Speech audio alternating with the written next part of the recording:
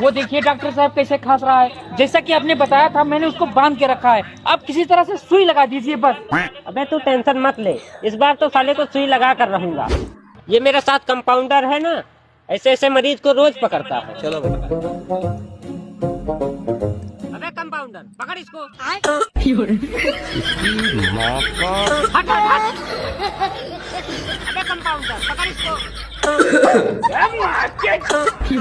मेरे काशी है गई।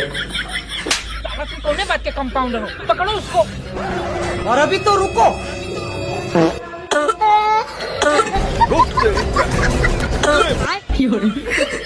डॉक्टर साहब